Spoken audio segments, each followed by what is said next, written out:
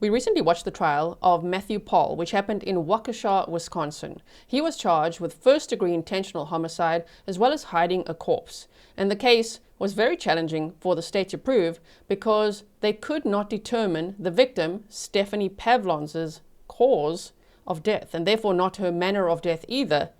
But yet there we were at a murder trial. So we were all thinking on day one, which was October 27th of 2025, man, they must have some really strong circumstantial evidence. And oh, they did. By November 4th of 2025, Matthew Pahl is found guilty on all counts. And on November 11th of 2025, he was sentenced. So just expand the description box if you want a case background overview, if you want to know what his sentence was and everything about it, you can just read it up there, and you can also find a link to the playlist where you can watch the trial. 7 days, all time stamped for you, all defluffed or abbreviated, which means there's no coffee breaks or lunch breaks, and hanging around. You can just speed through it if you want to check it out. And I would highly recommend you do. Now, the reason I'm here today talking to you about this case is because I have the honor of interviewing Deputy Willis, who you may remember from day 4 of the trial. He is the handler of K9 cadaver dog Raven. Now, Raven also provided some very strong circumstantial evidence because she gave a formal alert on Matthew Pahl's truck, which proved that he was connected to Stephanie's death. And again, on day 7 of the state's rebuttal, if you go listen to that, you will hear why they think that even happened.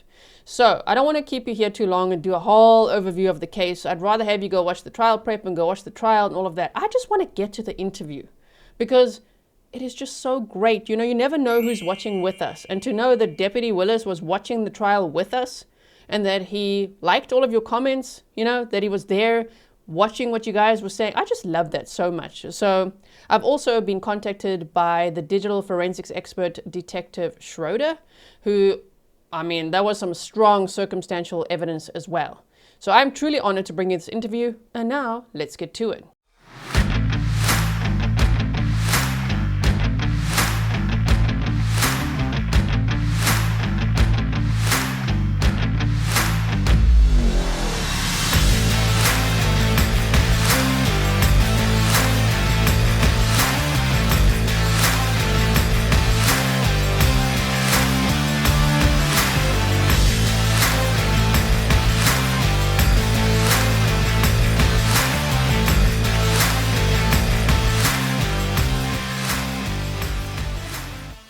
We didn't get to hear at the trial your first 5 minutes of your testimony. So could you maybe tell us who you are and what kind of work you do? Yeah. So during the first 5 minutes, they just have me identify myself, spell my name, obviously, and then how I'm employed. So I work for the Racine County Sheriff's Office, and I'm currently in a position where they refer to it as a community liaison officer with the rank of deputy.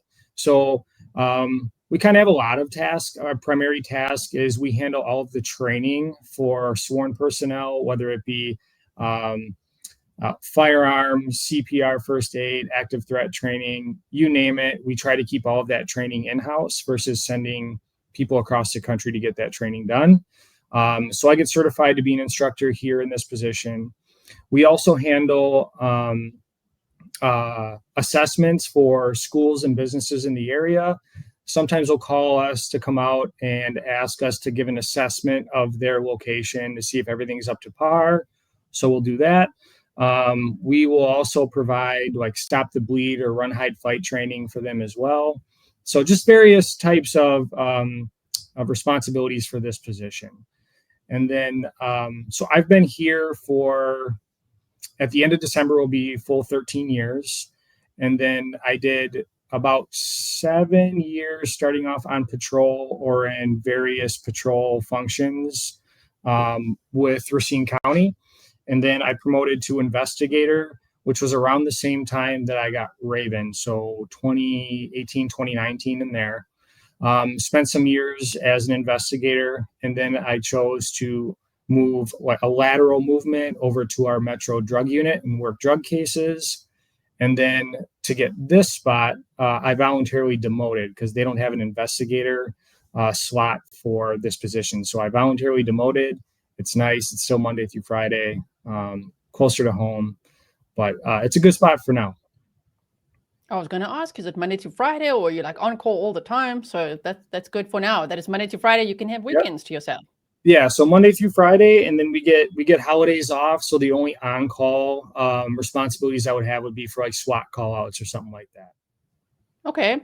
And what made you interested in this work that you got into, specifically with Raven as well? So human remains detection wasn't really a thought in my mind initially. So when my coworker Anthony Valenti had Raven, he suggested that I purchase her from him, and he knows dogs very, very well. And he said, "Hey, Raven's got the drive. She can do pretty good work. What are your thoughts, since you're going into investigations, about training her in cadaver work?" And I said, "Yeah, let's do it." And he hesitates. He's like, "Well, it's a lot of work. Are you sure it's something you want to take on?" And so I said, "Yeah." And the whole goal was, I just wanted her to have work. By that time I had met Raven, and she was awesome. And yeah, we went with it. We all love Raven so much. I can't imagine. I mean, you've shown me some pictures. I'll show the Grizzlies as well of her when she was a puppy. Yeah, Oh no, her she is so ears cute. were so big as a puppy. It's kind of funny. Yeah. So how old was she when you first got her? She's only a few months when I got her. So, and I think during the trial, I thought there was some hot mic whispers of like, ask them why they call her Raven. But it was, I mean, obviously never asked. But the reason we wanted to name her Shenzi after the hyena from Lion King.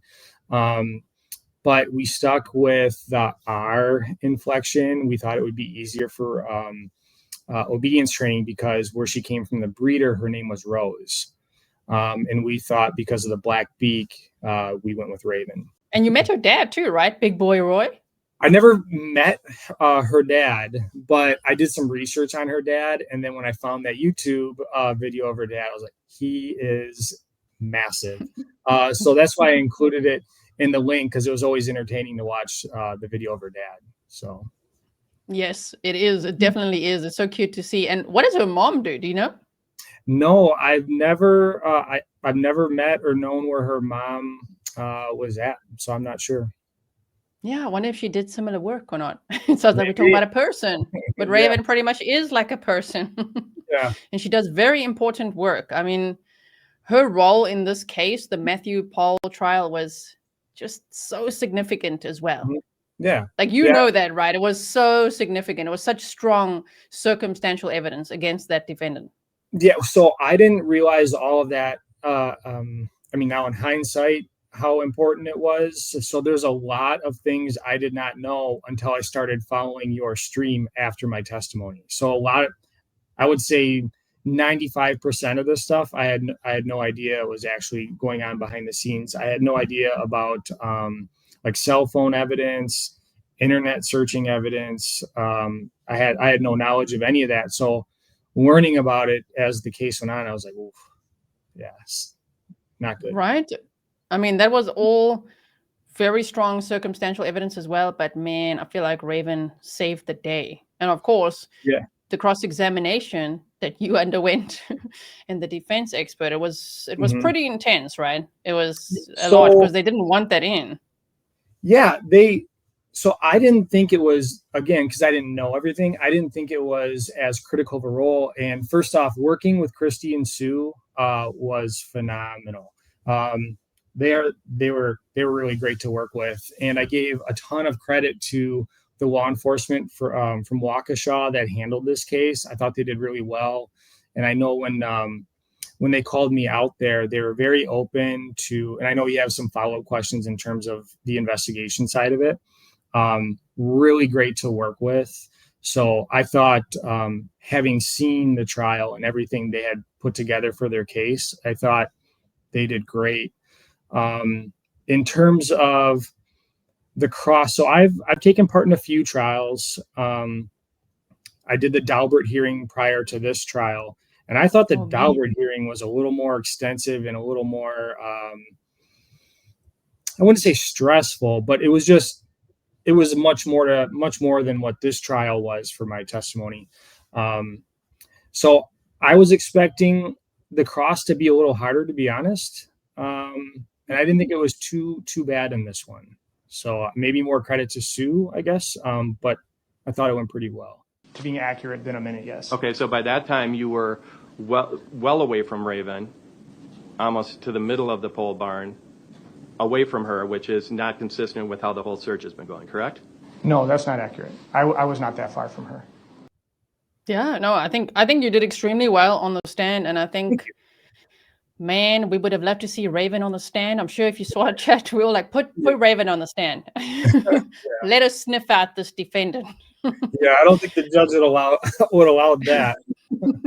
Probably not, but it would have been great to see. Yeah. We all imagined it. Let her in the courtroom. Yeah. Get him. Oh, man. One of the questions I have is so Raven is a canine cadaver dog trained to detect human remains. But if she's like off duty, right? She's just having fun. She's at home, or you take her to the park or anywhere.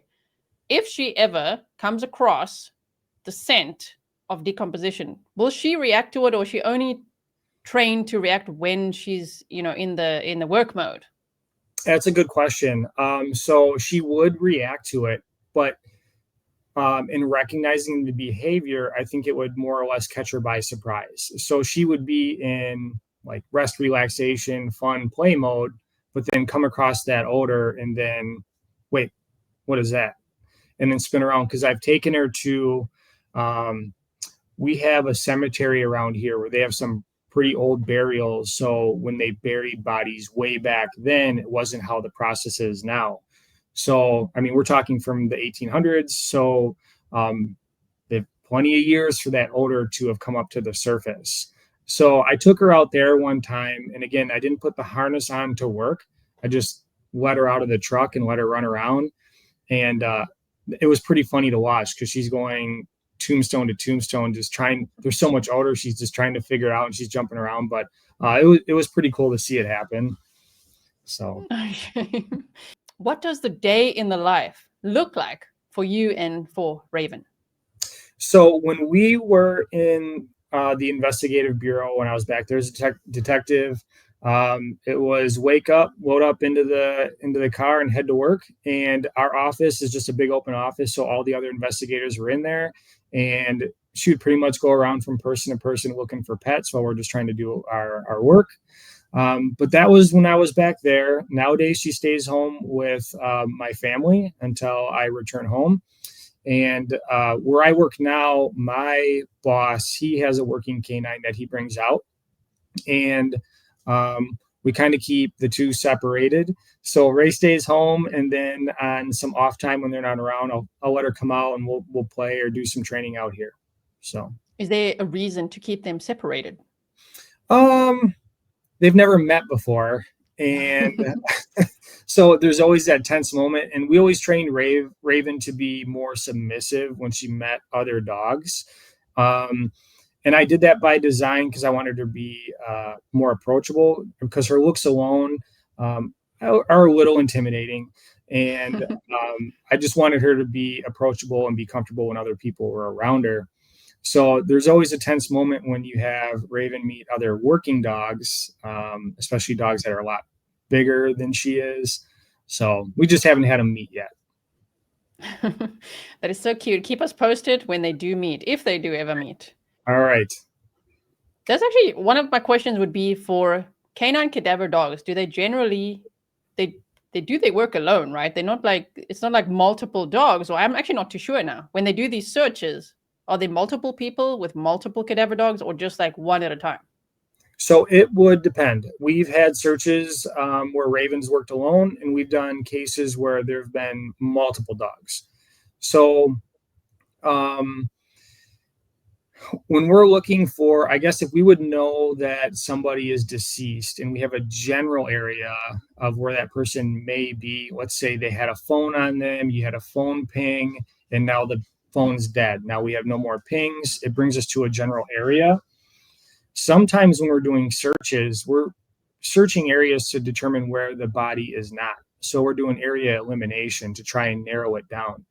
I think there's a little confusion out there. So you have tracking dogs where you provide a scent to a dog, and now that dog is tracking where that scent has gone. Cadaver dogs aren't like that. We have to get them into an area that that gives them the best chances of finding that body. So we would use multiple dogs in larger areas, and she has done that. So. Okay, and Raven is about 7 years old now, right? Yes. Yep. Okay. She's been working hard. Yes. For many years, many dog years. The past year has been rough. So she did a search at the end of 2024, and a couple weeks after that, she was limping around pretty good. Couldn't figure out why, and brought her in. She ended up having Lyme's disease. So she's getting treated for that. Never really goes away. But we've taken this past year off just to see how it goes. But the drive is still there to work. It's just she doesn't have that switch to say, hey, I gotta like slow it down here. So if she gets to limping, it does a little too much. So we've kind of toned it down a little bit and see where we go from here. Yeah. She's a very ambitious cadaver dog and an honorary grizzly. I have to say that as well today. If you didn't know, you have been knighted, and so is Raven, as an honorary grizzly, which in our community, I'm sure you saw in the chat as well while you're watching the trial chats going, right? People were like, yeah, Deputy Willis is a grizzly. And Raven is an honorary grizzly. Yes, so thank you. Yes, and they were all wondering, how can we get Raven a badge? So I will just let them know right here. I've sent you the logo. It says honorary grizzly and the GTC badge in case you would like to do that. But please don't feel obliged. But just know that you you are welcome here anytime. I know a good guy that does vinyl printing, so I'll send it down to him. He'll get it printed up, and we'll put it on our kennel and then on the truck too. There she is. Hello, Raven. I wonder if Raven knows she's famous. I mean, she probably was before, but now really, people from all over the world know her and love her. I'm so proud of her work. I was telling my kiddos about it, and I'm telling where all the people were commenting or saying they were from. So they were really excited to look on they got the globe that spins around, so they're pointing out the spots, where everyone was from. So it was really cool. Worldwide Grizzlies, just in awe of you and Raven's work. And in this case, it just meant so much as well. Yeah, it was really cool. And I did see some questions that were put out there, and I liked them because they're kind of hard questions, right? So, and I know because I rewatched my testimony, and Sue had asked what I had been compensated for that search, and I told the jury that I was not compensated. So there were some questions in terms of, so what am I self-employed? So I wanted to clarify that too, if you wouldn't mind. Yeah, anything you saw in the chat that you want to clarify, please let us know. Yeah. So so when Raven was trained up, and then she became certified through the NNDDA, so she's nationally recognized and certified to work. The plan was to donate her to the Racine County Sheriff's Office. But at that time, they didn't want to take on a single purpose canine. And then there was some behind the scenes issues in terms of the unions over here and how canine handlers are selected. And, I agree with that decision, because it's almost like me trying to get into being a canine handler without going through the proper steps to doing so. But the silver lining was she can still work wherever throughout the U.S. without the Racine County Sheriff's Office saying she could or could not do that. So in that aspect, it worked out. So for this case specifically, and many that we have done, if an agency calls to use Raven while I'm on duty, I would have to get permission for the sheriff's office to go and do that search for me to go, right? They don't care if Raven goes, but I'm her handler, so I would have to get permission to go and do that. Sometimes it's a yes, depending on what kind of workload we have. And sometimes, hey, we can't have you go right now. You're gonna have to pick another day where nothing's going on, and then you can go. So in general, they work really well in allowing me to go and do these searches. But for this case, it was after my normal hours of work. So I take my personal vehicle up to go and do the search. So when I say I was not compensated for that time outside of my normal hours, I don't get compensated back for that, especially because I didn't ask, and I wouldn't ask Waukesha for like mileage reimbursement for fuel because it's relatively close. For longer drives, I would ask for just mileage, if that makes sense. So. Yeah, that makes sense. Okay. But I mean, in hindsight now, I mean, you had no idea how much that would mean and what No. evidence Raven would find. I mean, it was really shocking to think, well, how did that happen? And the state's theory in the closing arguments, the rebuttal specifically, Christy Gordon kind of speculated. She gave a theory of what she thought happened, and it made sense, you know. So do you also think that it was from the purse of the victim being in the back of the vehicle, and do you think that that's what Raven detected? It's entirely possible, and I'll state why. We've had cases in the past where residuals did become involved. So, and before getting into that, when they talk about training records, and I had all my handwritten notes, and then I typed it into a training log. It's funny because that became such a point of contention in the trial when I'm not even required to keep that log. None of that I'm required to keep. You know, so for something I'm not required to keep became such a point of contention in the trial. I kind of laughed at it a little bit because those notes, all that is there for me to document the dog's, what I call their database. So I'll get questions sometimes. Hey, how far can Raven detect the odor of human remains? Well, ultimately the answer is, I don't know how far she can detect it, but if I go back and I look through all my notes and I look at her database, I know that she's alerted to human remains before, and the furthest away she's ever alerted to was 0.3 of a mile. So I can say what she's done. You know what I mean? So you're building a database for the dog, and that database is just written in those notes for me to refer to.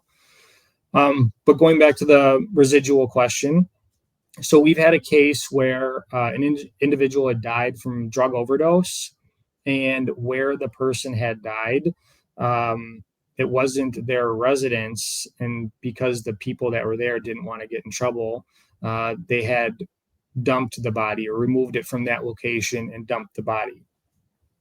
It was originally in a garage, and there was some cleanup involved. And we know this information based on interviews after the fact for confirmation. They used some chlorine to clean up some spots, and then the person that had moved the body went asleep in their bed. Later on, the cadaver canines come through, and the cadaver canine had alerted to the cabinet under the sink and to an individual's bed. Well, the individual that had moved the body slept in that bed without taking their clothes off that they had worn when the body was moved. So that residual odor transferred from their clothing to the bedding, and the chlorine was located under the sink that they had used to clean up the spot in the garage. All that is residual odor, and this occurred days after the body had been moved.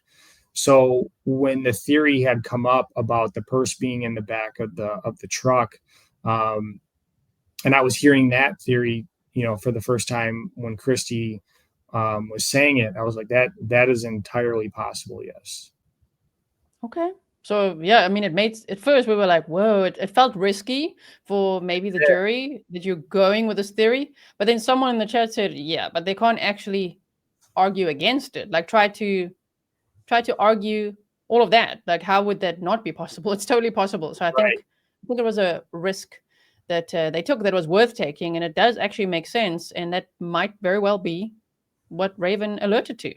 Yes, and I thought the same when they were talking about the two vehicles, the ones that were actually in the pole barn that Ray had a change of behavior to, and why she didn't alert to those, and she alerted to Paul's truck. I mean, if anything, that just shows you that the odor was stronger in his truck. That's, and that's why. So the fact that that kept coming up, I was like, it was a good thing, because you're continuously reminding the jury that the canine had alerted to their client's truck. So Right. So I was trying to, based on your testimony, explain to the Grizzlies what you meant about thresholds. So if you could just let us know one more time. Yes. In layman's terms, why, if there's a barn full of vehicles that may have been involved in fatal accidents, and Raven shows some interest in those vehicles, why would she not formally alert to that, but yet formally alert to the defendant's vehicle?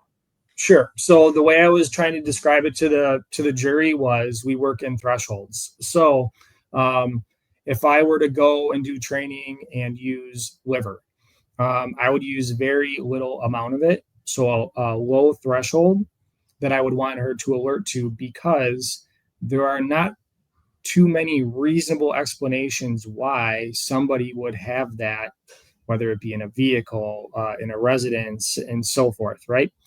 But with blood, we wanted that threshold to be really high, because if I were to put Raven on a search in somebody's residence, she would alert to everybody's bathroom, So when it came time to do training with blood, it would have to be pools of blood. So we had a fatal crash here that we investigated. I got a call and said that the vehicle from that fatal crash was brought to our impound lot to store it. They said there's a lot of blood. So I went out there to look at it, and there was so much blood that it had pooled in the floorboard of the car, to the point where it was overflowing outside of the car onto the ground. So that's a lot of blood. There's really no reasonable explanation for that amount of blood. So I would use that vehicle as a training source. My understanding after the fact was, those other vehicles, it was not like what I had just described. So that would be why I would get more of a change of behavior around those versus an alert. And another way of describing it is, if I come home from work and Raven's at the door to greet me, and I had got a cut on my hand at work, I'll be petting her, and then she'll hit her nose to where my cut is just to sniff it. She won't alert to that, but clearly that's a change of behavior. She went from being excited to see me to, wait, what's that? And another, an embarrassing fact is, like, if you're out in public and Raven's going to greet people, if she greets a female that is going through, menstrual cycle, like, sometimes she crotch checks, and it's like, I'm really sorry, and you kind of have to explain that one away. So sorry about that. Yeah. Raven's working hard over here. Yeah. Shame, Raven.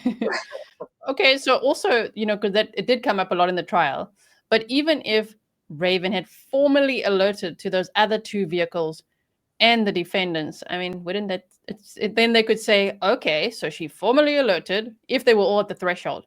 So these three vehicles, I mean, the defendant's vehicle was still alerted to.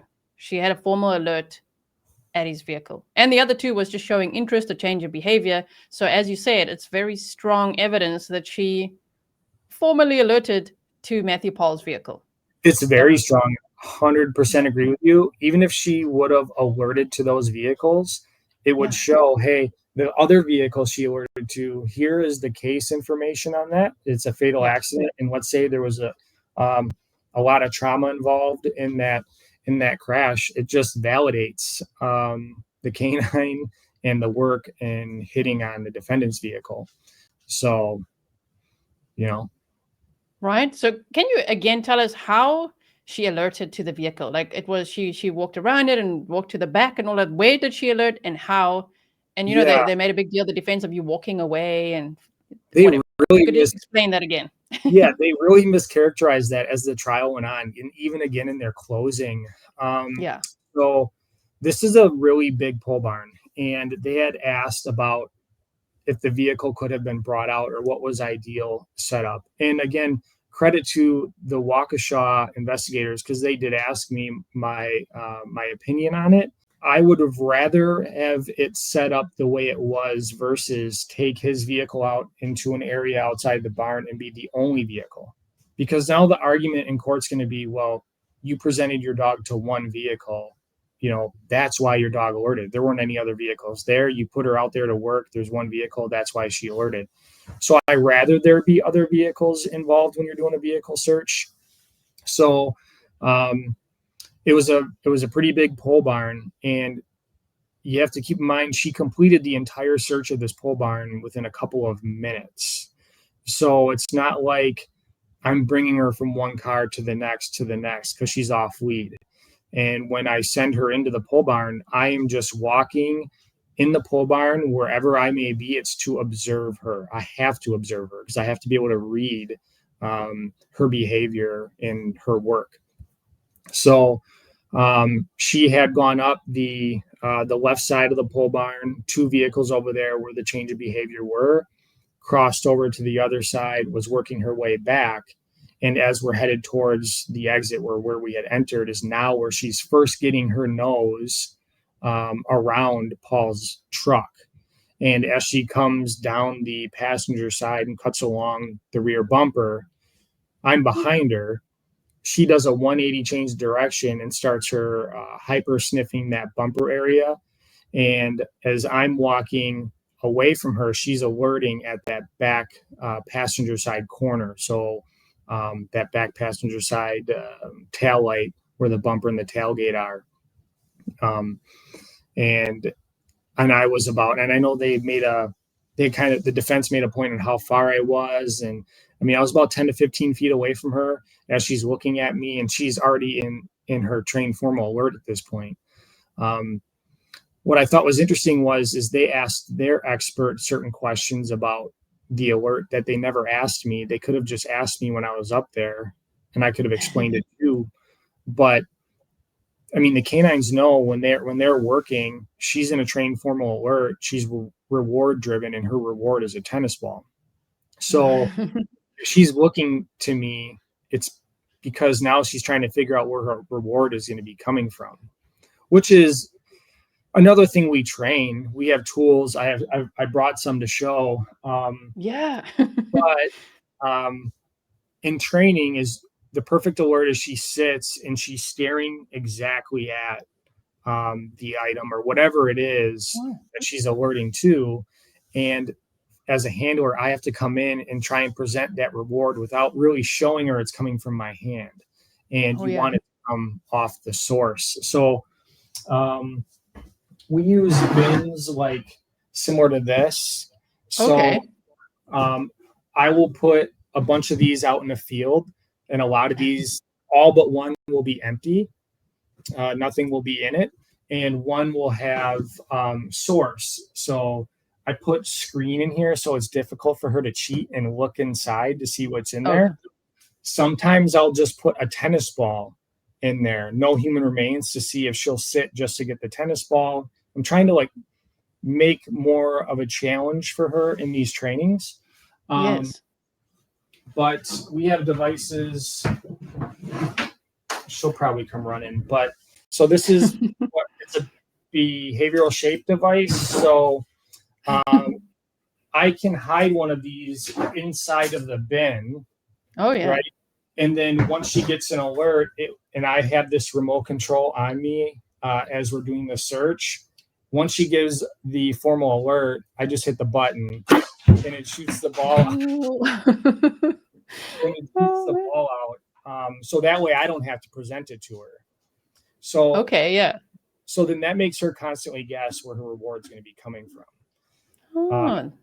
So that's why in the barn she's looking to me. She's looking to me because she doesn't know where her reward's coming from. But now when you use these in training, the argument's going to be, well, she's going to alert anytime something like this is around. Well, that's not necessarily true because this is a dummy one that I'll put out there in searches with a ball in it that doesn't shoot it out.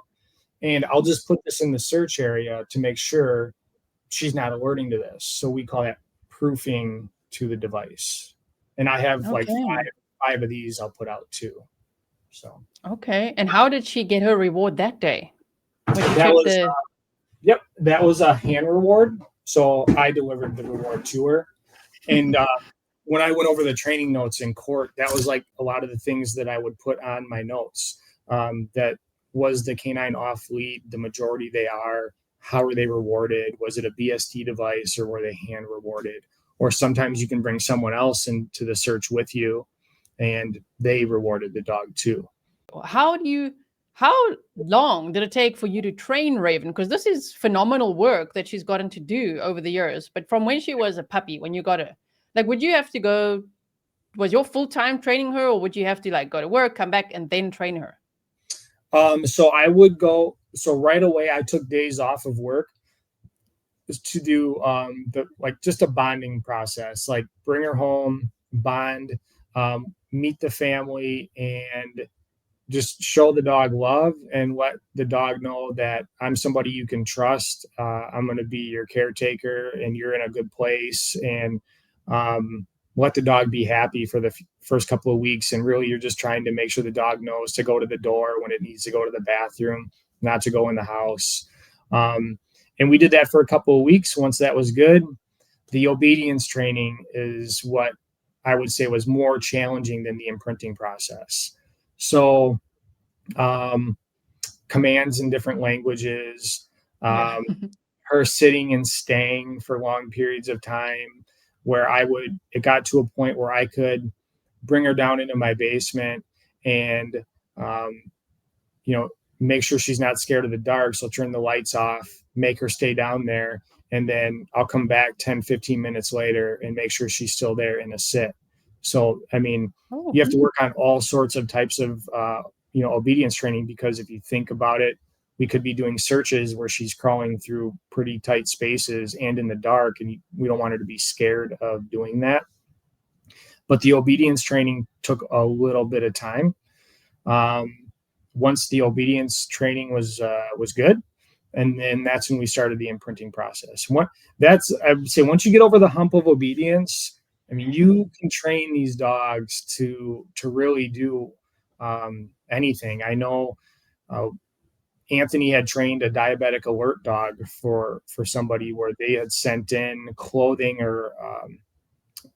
when they're in like a high sugar state, and then clothing when they're in a low sugar state. And then those were the scents that the dog was trained to alert to. So, I mean, it's amazing what these dogs can do. That is amazing. And the languages, like you said, so Raven is a Dutch Shepherd, right? And a Belgian Malinois mix, right? Correct. Yes. So why do you have to speak to her in different languages? Good question. A lot of people ask that. And it's not that I have to.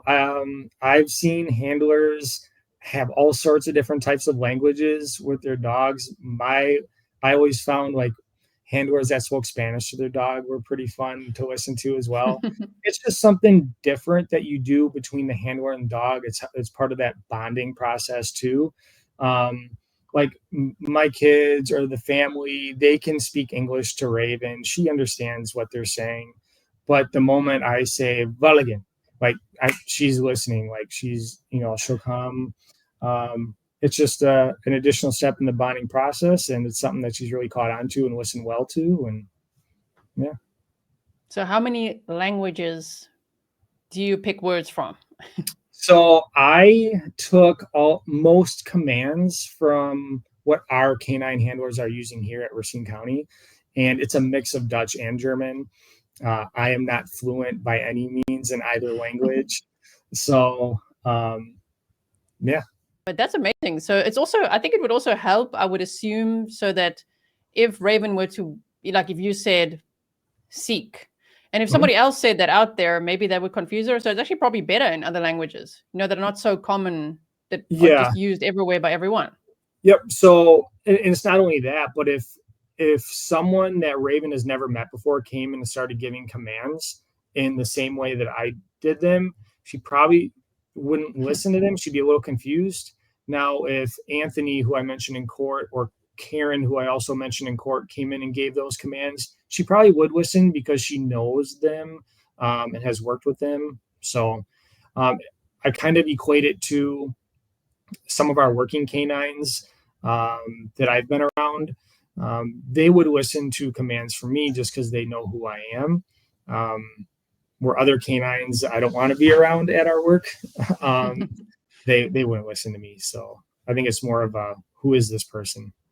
So. Right. Yeah, confused. Yep. Also, I didn't ask with the tennis ball as a reward. Is it always a tennis ball? Because I would assume giving her like treats or things that would get a bit too much, right? She would get unhealthy. Yeah, good question. Female dogs are very difficult to keep wean, especially here in Wisconsin with winter. They tend to put the fat on as winter approaches.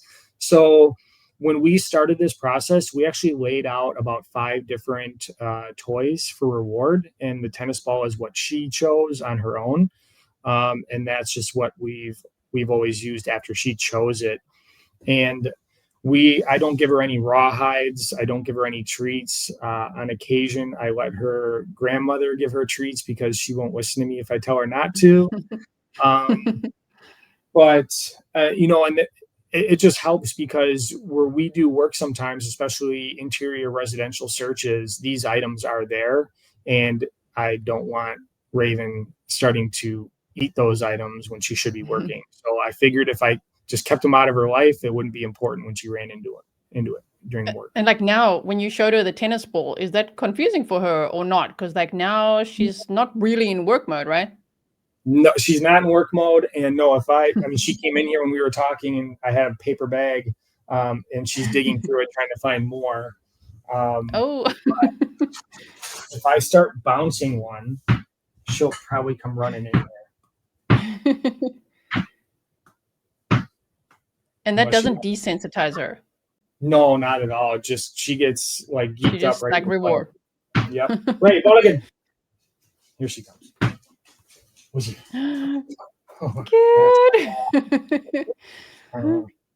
She loves the tennis ball. Oh yeah. Oh, good.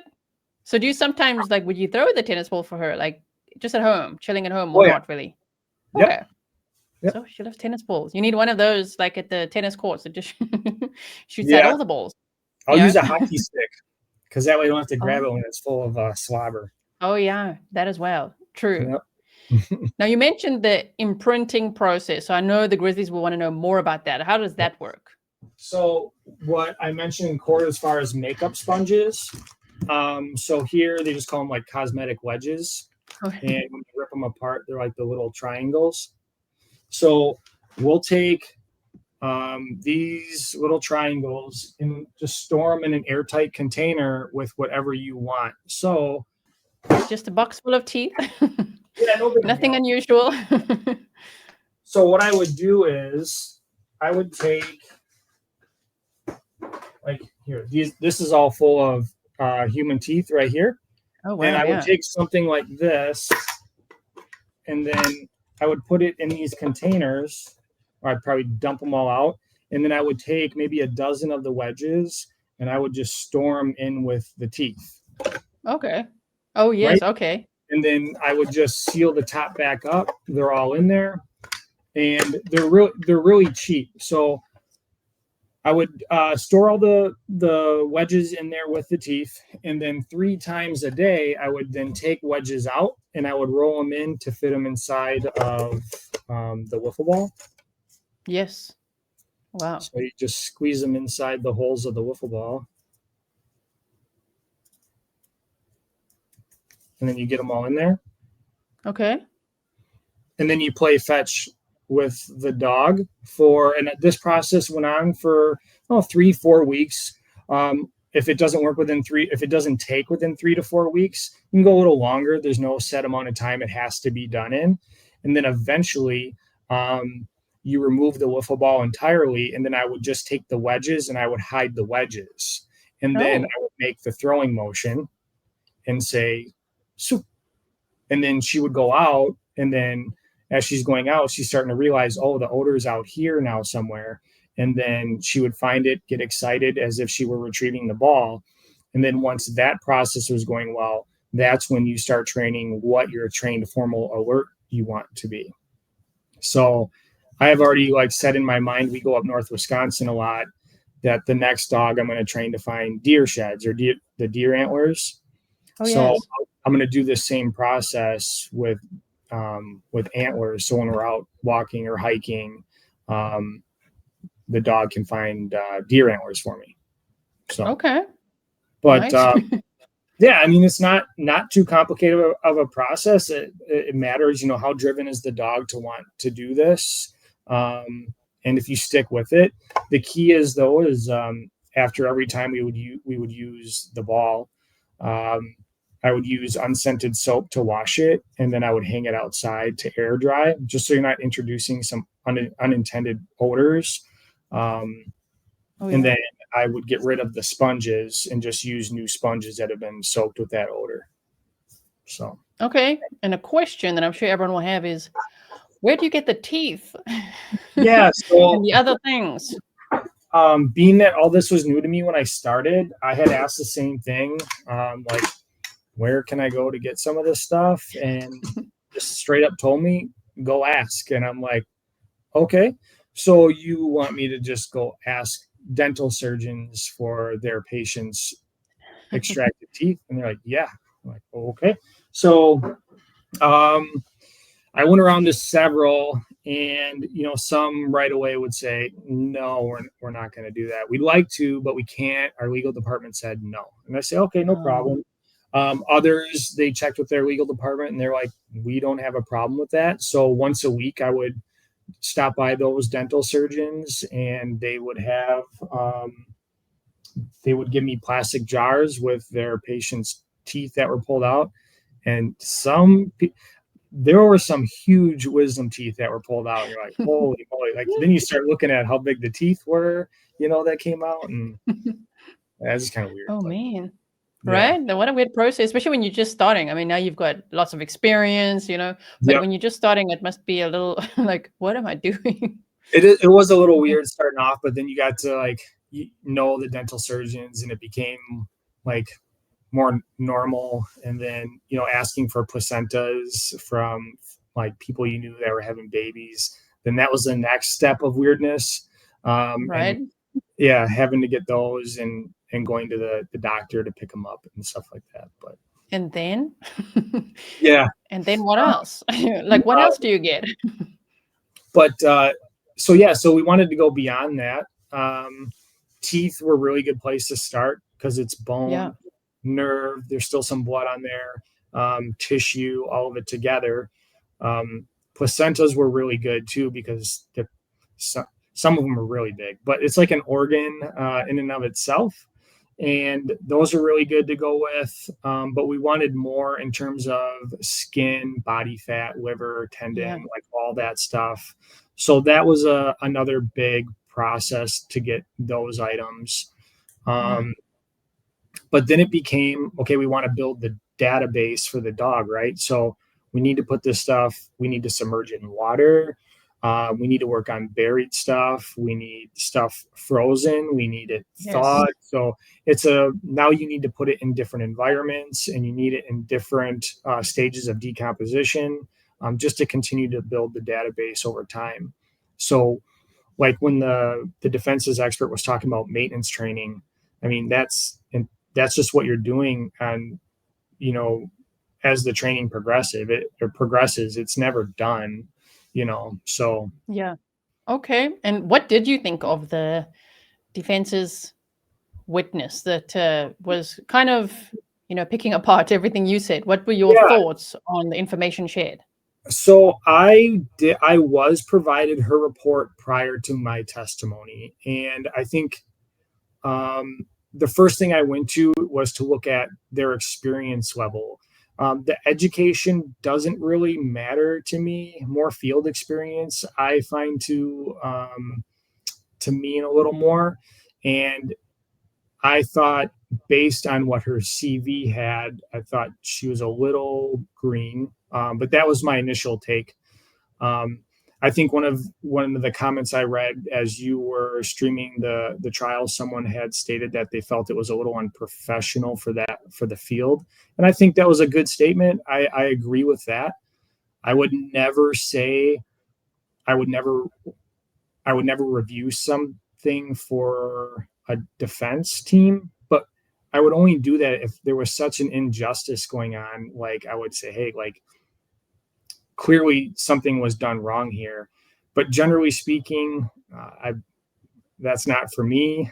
In good conscience, I couldn't accept that amount of money and benefit from somebody's, I guess, death. So I don't know. Again, I've never, man, Sue's cross examination That was I sent her a text and I'm like, that was, I mean, it was epic, right? So you got a date of a collision, but no time. I did not have the time for that. Do you think it'd be really, really unusual that a police report would not include the date and time that an accident occurred? A fatal accident, nonetheless? I'm sure that the full police report included the time with the date and a lot of information, but I did not get full comprehensive police reports. Well, you'd agree with me, Ms. Pescador, even the most basic face sheet or front page would have the date and time and location. Very basic information would be on any police record, right? I'm glad I wasn't in that seat during that cross exam. That was something else. So kudos to her, because Sue had really clearly done her homework going into that.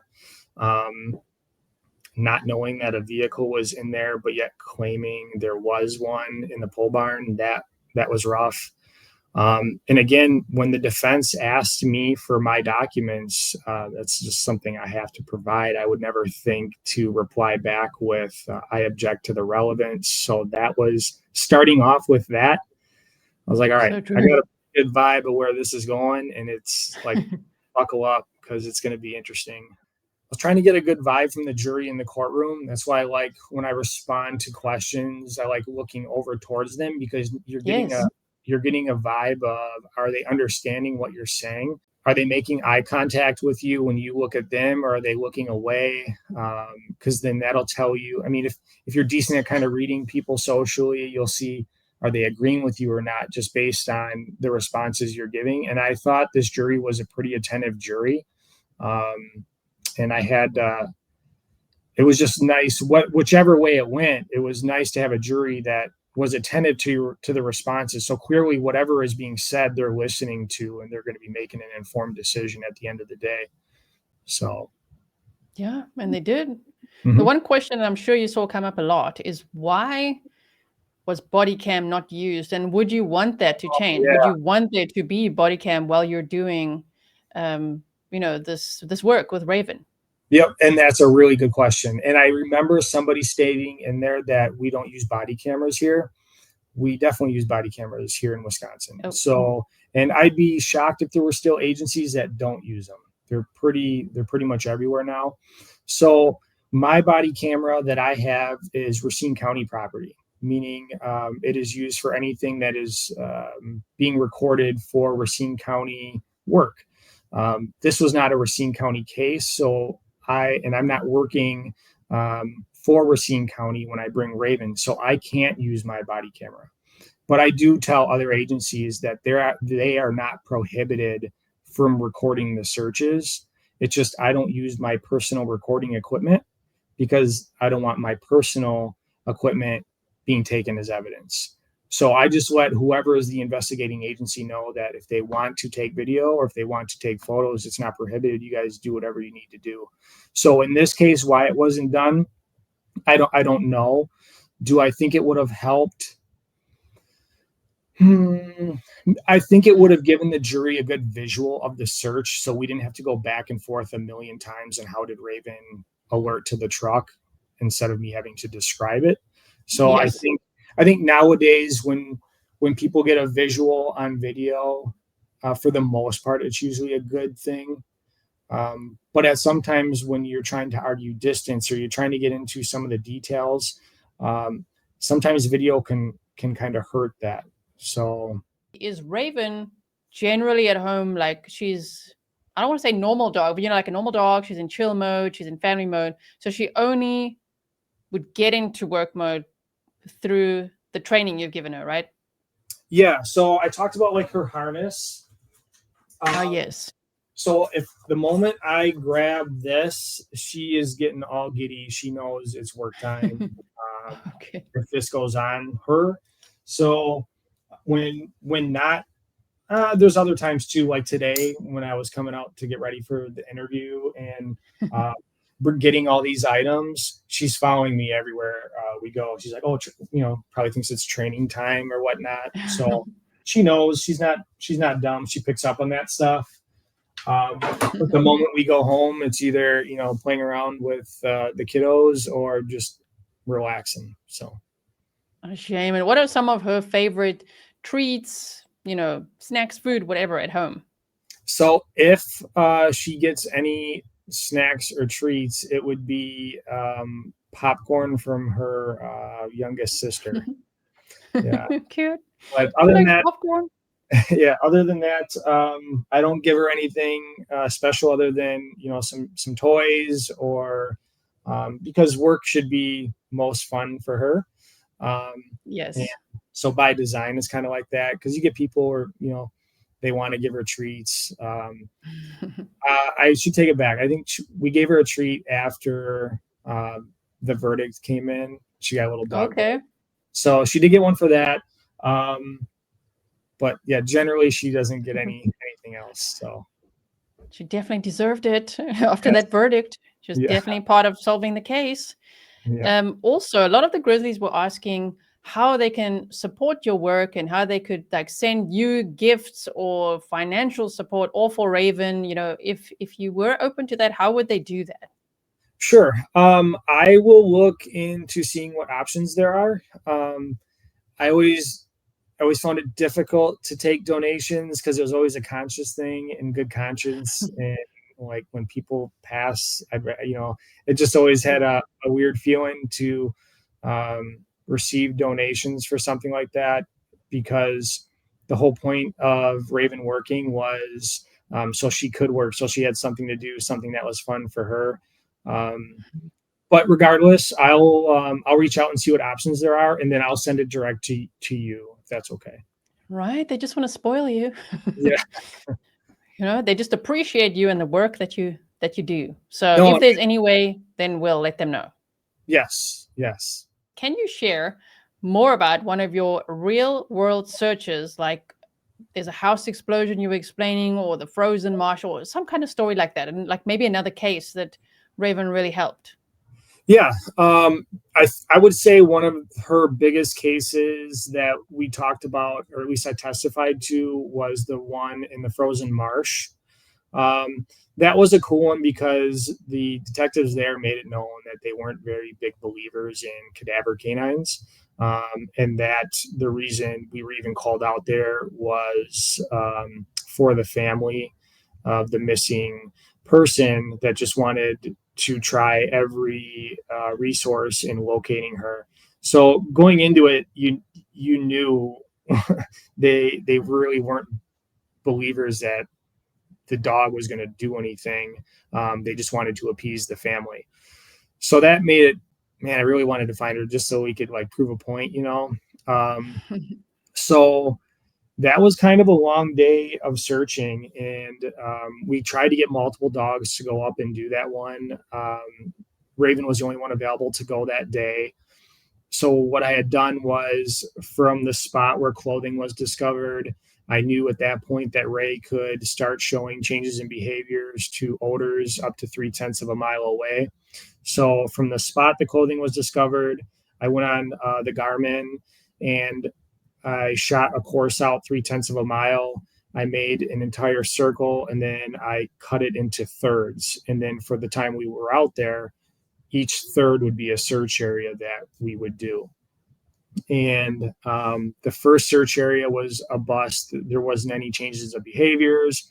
We're just kind of finding out where that person was not. There was a bear den that Ray almost went into at that time. So it was kind of like, but when she went into I believe it was the second one, she was just different. It was like she was detecting something and she's trying to pinpoint. And that's when she went on to this frozen marsh, and other people were there.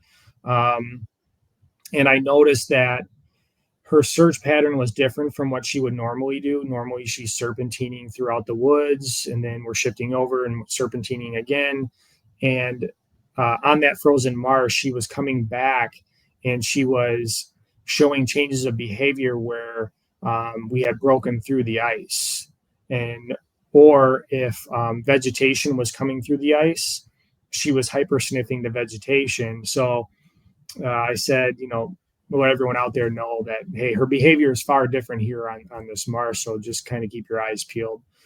And not long after, she took off running and ended up giving an alert on what I'd call like a little island on the marsh.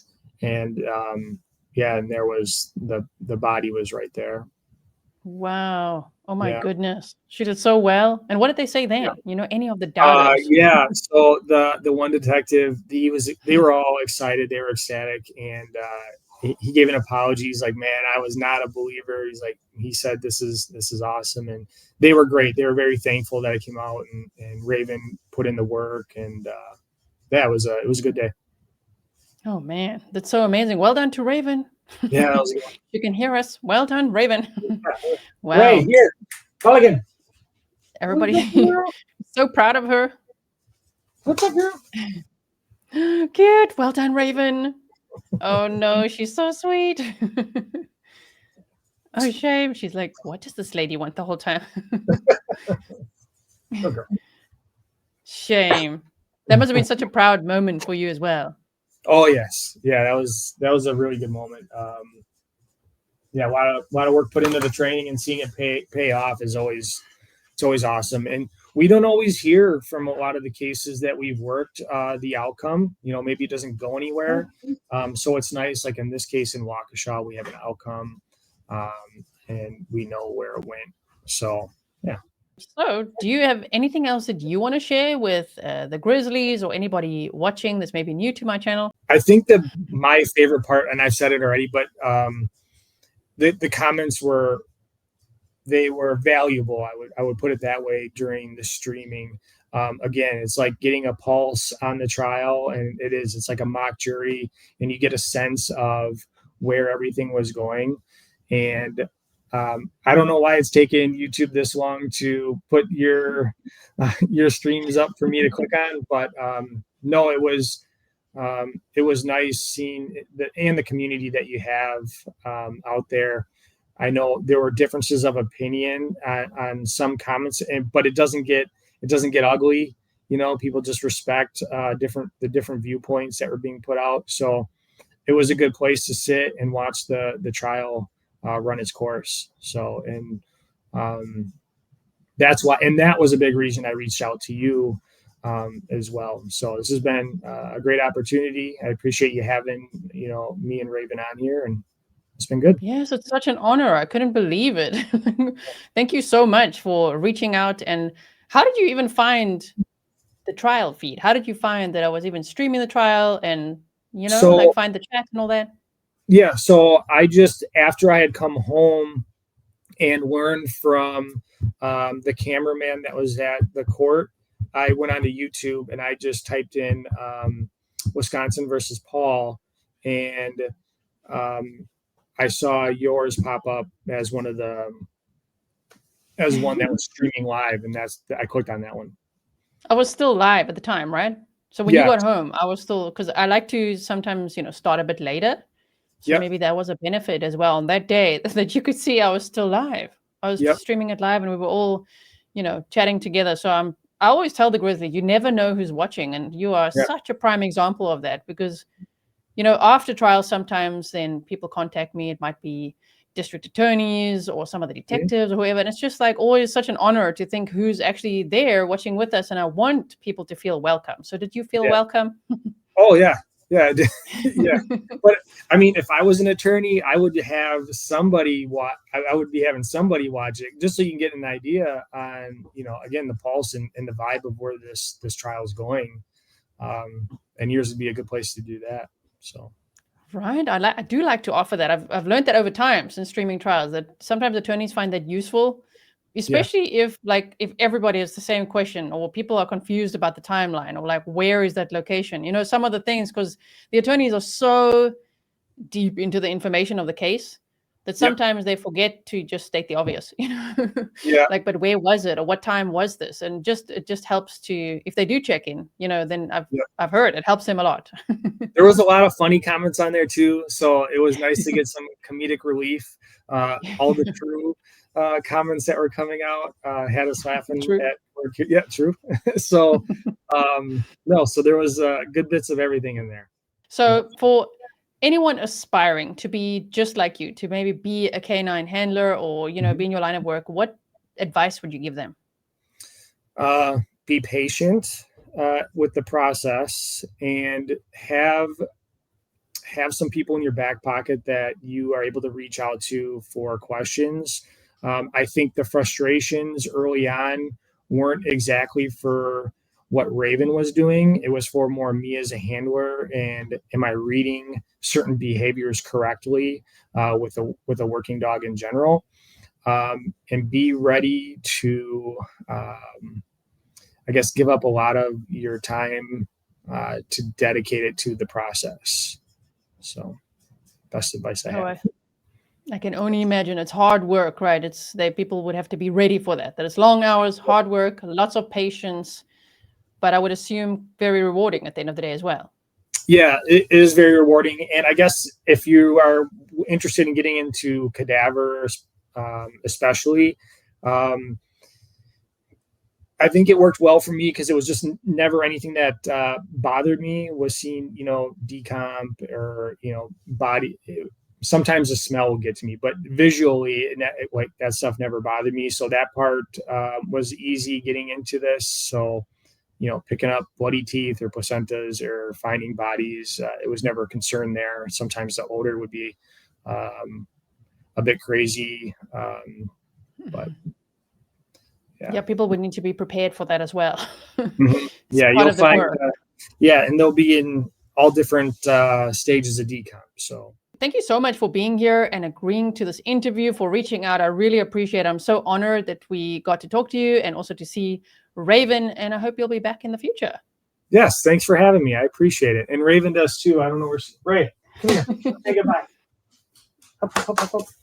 Can you say bye-bye? Raven. Oh, no shame. With her tennis ball. The Grizzlies love you, Raven. So, thank you very much.